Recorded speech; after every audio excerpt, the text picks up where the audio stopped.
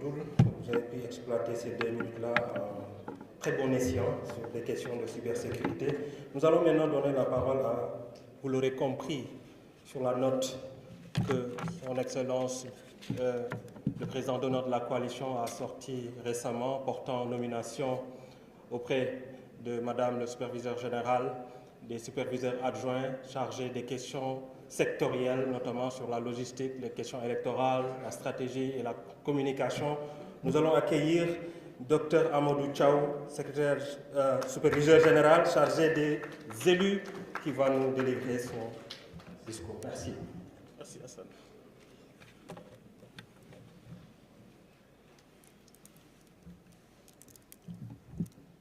Saluer Madame la superviseure générale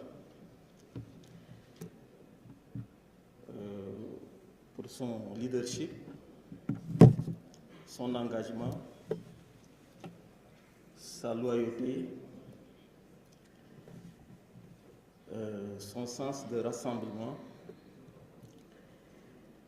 et sa constante disponibilité.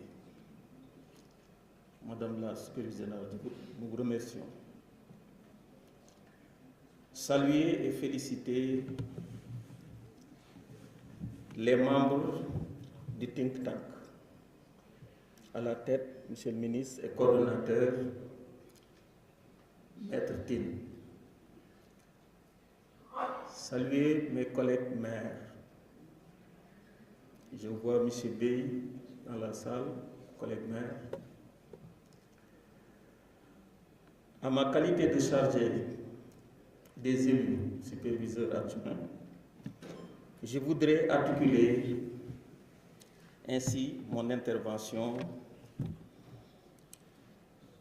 sur le changement de méthode. Le contexte actuel nous impose de changer de méthode sans renoncer à nos principes.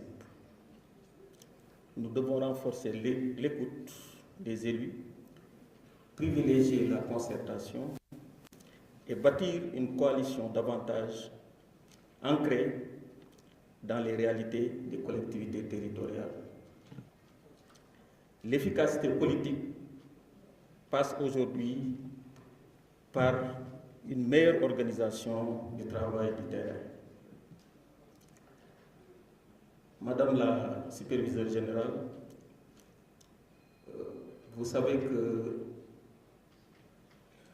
la meilleure méthode, c'est de partir du bas vers le haut, de s'enquérir des problèmes des Sénégalais. Et je pense que les derniers remparts, c'est les élus, qui sont tous les jours à côté des populations, qui connaissent leurs préoccupations. Donc ce serait bien, en tout cas, de penser à décentraliser un peu la réflexion sur les élus qui peuvent nous aider sur les préoccupations des populations. Pour garder le cap, c'est rester fidèle aux engagements pris par le président de la République devant le peuple sénégalais. Et vous savez que les élus constituent des relais essentiels pour porter les réformes, expliquer l'action publique, l'action gouvernementale et maintenir le lien de confiance entre les citoyens et les institutions. Donc, notre responsabilité est de préserver l'unité et la cohérence de notre démarche. Donc, je pense qu'il n'y a pas un relais beaucoup plus efficace que de passer par les maires pour certaines réformes, les impliquer, les former, mais surtout le portage. C'est extrêmement important parce que ce sont les élus qui sont à côté des populations. Ce sont les élus qui parlent à la jeunesse, ce sont les élus qui parlent aux femmes, ce sont les élus qui parlent avec les chefs de quartier, les chefs de village. Donc les impliquer dans les réformes, de les faire participer aux réformes, ce serait une bonne chose. Pour l'efficacité administrative comme exigence politique, l'efficacité administrative n'est pas une question technique, c'est une question politique. Les populations jugent l'action publique à travers des résultats concrets qu'elles constatent dans leur quotidien. C'est pourquoi notre devoir est d'accompagner les élus afin que les politiques publiques produisent des impacts visibles et rapides dans les territoires. Madame la superviseure générale, je pense que en 2026, les projets de l'État ne doivent plus tomber du ciel. Il faut faire porter ces projets par les élus. Un projet a plus d'efficacité quand c'est porté par un maire ou un président du conseil départemental ou les conseillers.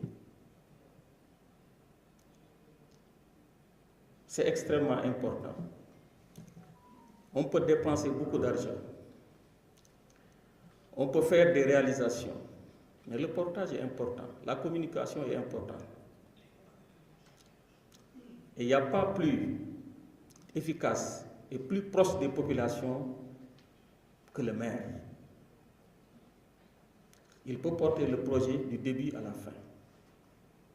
Du financement, du bureau municipal, du conseil municipal, de la pose première pierre, des visites de chantier jusqu'à l'inauguration. Je pense que tout se passe au niveau des territoires. Le budget, quel que soit le montant, se passe dans les 558 communes du Sénégal. Et qui les porte, c'est les élus. Donc ce serait bien aujourd'hui qu'on décentralise un peu le BCI. En 2026, le ministère de l'Éducation continue. Donnez-moi une minute, s'il vous plaît. En 2026, le ministre de l'Éducation continue à construire des salles de classe. C'est le maire qui doit identifier les besoins et construire les salles de classe en concertation avec les populations. Mais les projets continuent à tomber du ciel.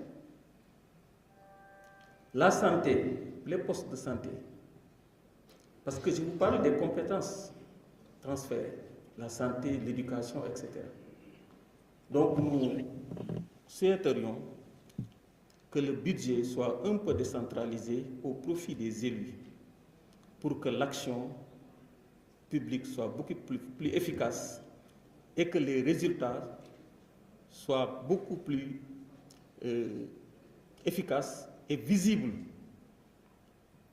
aux yeux des populations. C'est extrêmement important. Vous parlez d'élections, mais les populations, les réalisations, si elles savent que c'est des réalisations de son Excellence le président Bassirou Diomaye Diakhar Faye,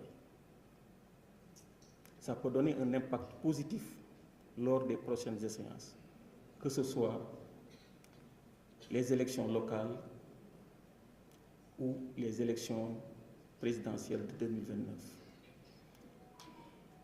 J'invite mes collègues maires. Nous sommes aujourd'hui plus de 300, 350. Notre objectif, c'est d'avoir 400 maires sur 558 dans la coalition Diomaye Président. Nous étions plus de 300. Et je vous assure, depuis que le nouveau gouvernement est formé, nous avons reçu des appels de partout des élus qui vont bientôt intégrer aussi bien la coalition Diomaye, mais aussi c'est de très haut cadre. Donc je les invite aussi à se rapprocher de Maître Tine, parce qu'il y a des experts comptables, il y a des avocats, c'est de très haut cadre, pour venir aussi s'inscrire et être dans le think tank de la coalition Diomaye.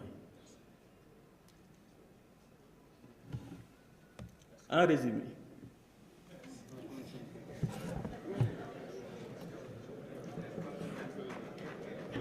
je vous remercie.